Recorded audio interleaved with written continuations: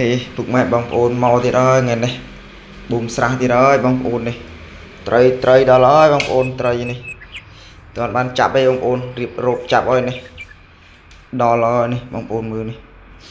អត់សូវសម្បូរតិចតួចទេបងប្អូនស្រះនេះធំត្រីនេះដល់ហើយនោះមីរស់មួយនោះចាំបឹងនោះដល់ហើយបាយអីរួចចាប់ដើមចាប់ហើយបងប្អូនដល់បងយើងចាប់ទៀតហើយនេះសប្បាយចាប់ណាបងប្អូនអើយខែនេះចង់អស់ស្រះហើយបងប្អូនយើងបូមទៅចង់អស់ហើយបងប្អូនអើយខែ2ជាងហើយបងប្អូនសល់តិចតួចខែជាខែ3ខែ4នេះយើងបូមទៀតបងប្អូនយើងបូមមកស្រះបាន2ដងអញ្ចឹងបងប្អូនខែ4នេះចាប់ដើមបូមទៀតចាប់ដើមបូមលើកទី2សើបានទេលើកទី2បងប្អូនលើកទី1នេះមិនបានច្រើនទេសម្រាប់ដាក់ច្រើនគួរសមបងប្អូននេះត្រីដល់ហើយបងប្អូនcònនេះចេញមកបដៅហើយនេះ